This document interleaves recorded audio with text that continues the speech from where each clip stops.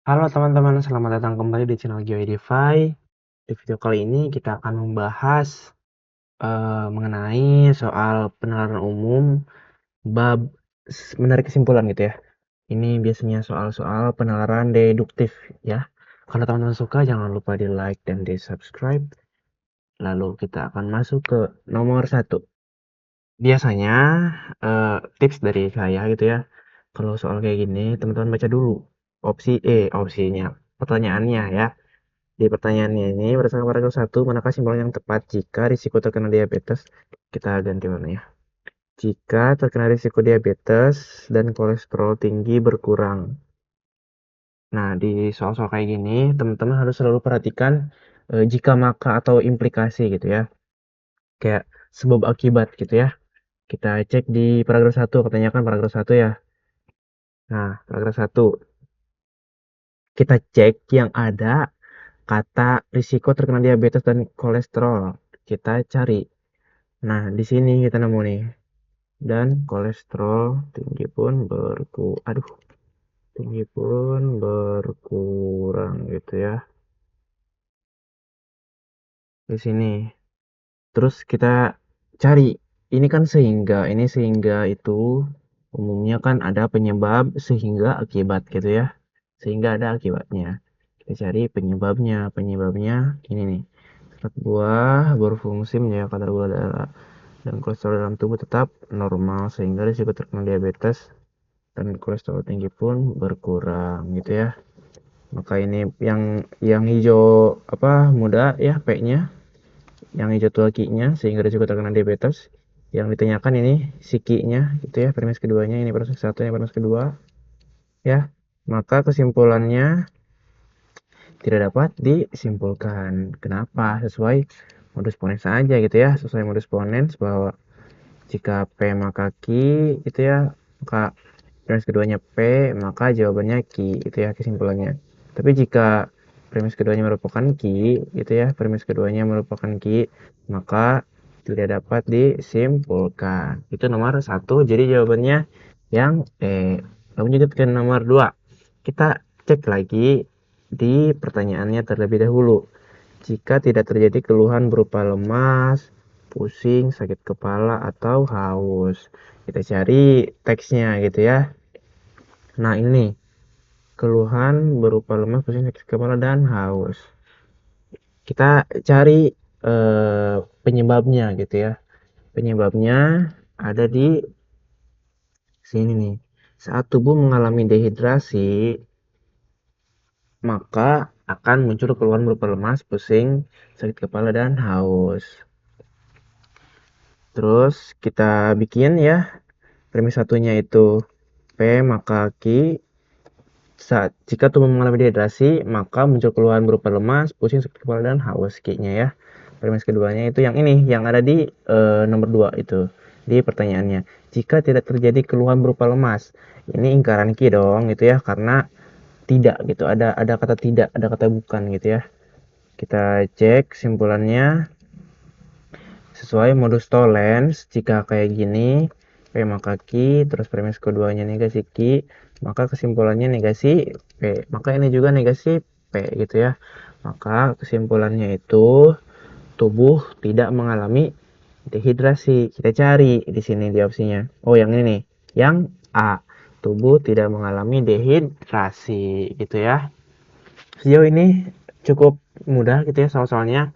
Dan ini biasanya soal-soal ini tuh muncul di UTBK teman-teman.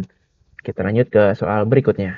Lanjut di nomor 3, kita biasakan kalau soal kayak gini kita cek pertanyaannya ya. Jika anak menonton televisi tanpa pengawasan orang tua. Kalau teman-teman ngecek dulu pertanyaannya, teman-teman bisa menghemat waktu lebih banyak gitu. Kan ini di PU itu ada 30 soal ya teman-teman ya. 30 soal. 30 soal ini dikasih waktu 30 menit aja. Jadi satu soal 1 menit gitu ya. Waktu itu sangat penting gitu. Kita cek di teksnya. Kita cari ya sebab akibatnya. Katanya di paragraf 1. Kita cek. kita baca dulu kan ya, televisi dijadikan sebagai salah satu sumber hiburan atau informasi. Namun seringkali kita tidak menyadarinya adanya dampak negatif televisi. Dampak negatif televisi yang bisa langsung dirasakan terutama bagi anak-anak adalah masalah perilaku. Anak usia sekolah dasar yang menghabiskan waktu menonton televisi lebih dari 2 jam sehari, apalagi tanpa pengawasan orang tua, biasanya memiliki masalah emosional dan sosial. Tanpa pengawasan orang tua, katanya anak cenderung akan meniru apa yang ia lihat di televisi dalam kehidupan sehari-hari gitu ya.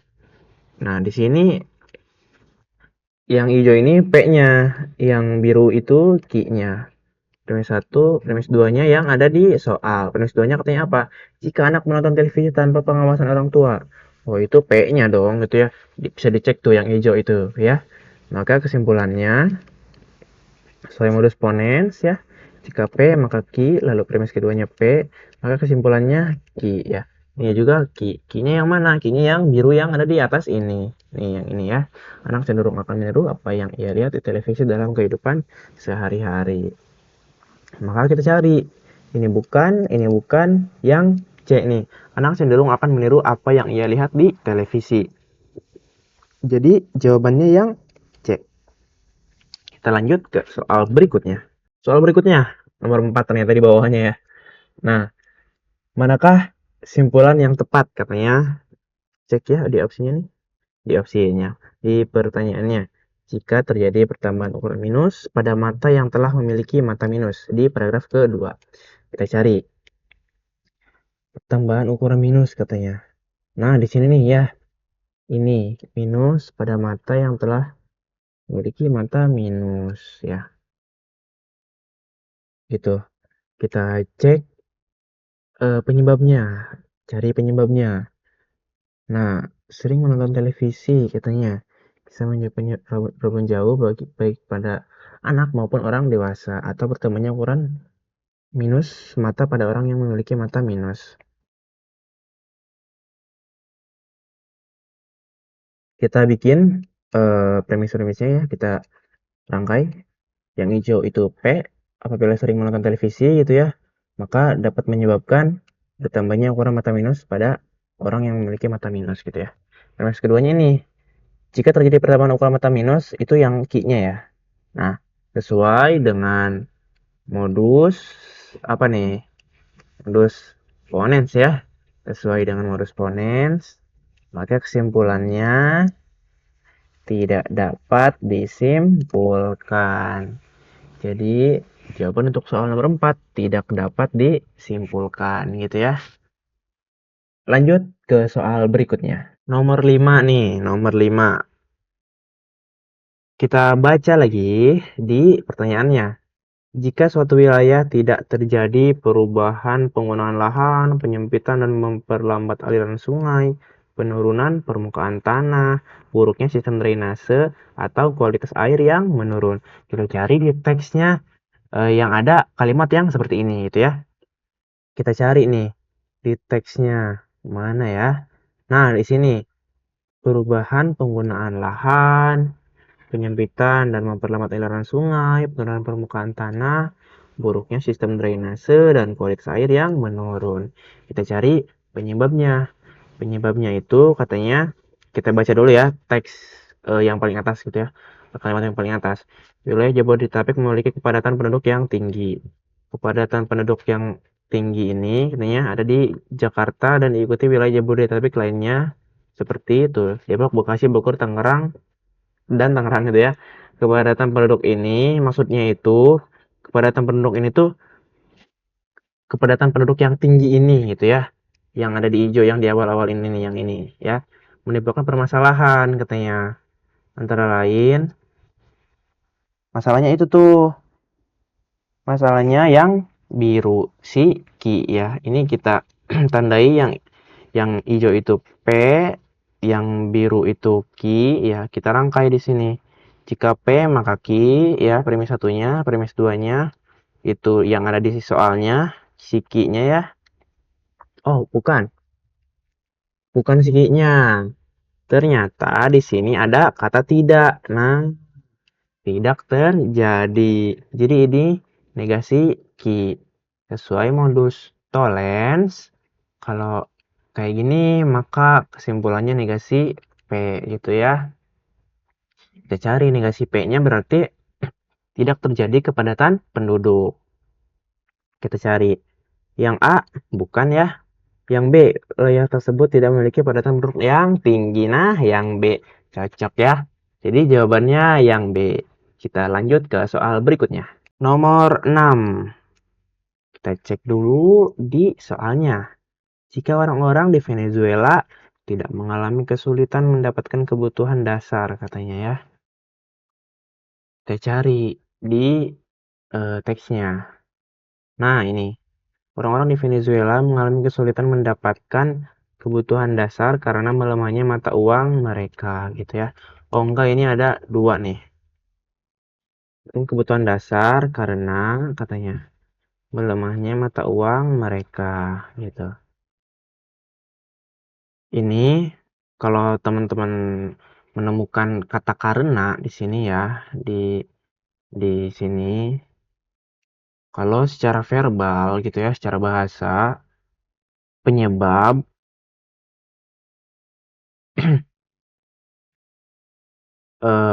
salah akibat gitu ya. Ini seharusnya warna hitam ya biar kelihatan. Akibat pasti karena penyebab gitu ya. Nah, sama halnya yang ada di soal ini gitu ya. Di sini berarti yang biru ini akibatnya dan yang hijau ini penyebabnya. Berarti yang hijau ini P, yang biru ini Q. Kita rangkai. Jika P maka Q, jika melemahnya mata uang mereka, orang-orang Venezuela itu mendapatkan kesulitan kebutuhan dasar. Yang ditanyakan katanya apa tuh? Jika orang-orang di Venezuela tidak. Nah, ada kata tidak ya. Berarti negasi Ki. Itu ya. Maka kesimpulannya sesuai modus Tollens. Kesimpulannya negasi P. Berarti tidak melemahnya mata uang mereka. Kita cari. Yang A ini bukan. Yang B, nah ini betul yang B. Tidak melemahnya mata uang di Venezuela gitu ya. Jadi jawabannya yang B. Kita lanjut ke soal berikutnya. Lanjut soal selanjutnya. Nah, di sini yang ditanyakan kesimpulan yang benar katanya ya. Kita baca, jika Mira rajin berlatih, maka ia bisa melukis dengan hasil yang baik. Bila Mira bisa melukis dengan hasil yang baik, maka Mira akan mendapatkan alat tulis yang mahal dari orang tuanya. Nah, premis selanjutnya gitu ya, premis yang keduanya, hari ini Mira itu bisa melukis dengan hasil yang baik. Hari ini Mira itu bisa melukis dengan hasil yang baik ya, gitu.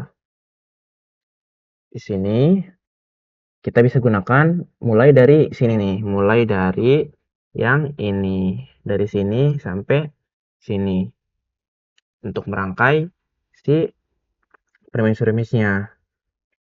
Ini kita P gitu ya, kita bikin P, ini kita bikin Q. Jika P maka Q, jika Mira melukis dengan hasil yang baik, maka Mira mendapatkan alat tulis mahal dari orang tuanya. Ini premis 1, ini premis 2. Yang premis 2-nya itu, hari ini katanya Mira itu bisa melukis dengan hasil yang baik. P, sesuai modus ponens, kalau gini berarti kesimpulannya Mira bisa mendapatkan alat lukis yang mahal dari orang tuanya. Maka kita cari ini bukan, ini bukan, ini bukan. Nah, yang D. Jawabannya yang D. Lanjut ke soal berikutnya. Soal nomor 8 nih. Semua pemain bulu tangkis bisa melompat sangat tinggi katanya. Seorang yang dapat melompat sangat tinggi sering berlatih melompat setiap hari. Nah, di sini selanjutnya beberapa anak kelas X, kelas 10, kelas X atau ya, adalah pemain bulu tangkis. Manakah simpulan yang tepat katanya gitu ya. Kita rangkai dulu, semua pemain bulu tangkis itu bisa melompat sangat tinggi katanya. Yang dapat melompat sangat tinggi itu sering berlatih setiap hari. sesuai silogisme, maka hasilnya P maka R gitu ya. Lalu selanjutnya beberapa anak kelas X adalah pemain bulu tangkis katanya. Beberapa anak kelas X adalah pemain bulu tangkis. Ini premis ke-1, premis 2-nya yang ini. Yang berarti si P-nya ya. Karena beberapa anak kelas X adalah pemain bulu tangkis gitu. Maka sesuai modus ponens, kesimpulannya si R-nya. R-nya yang mana?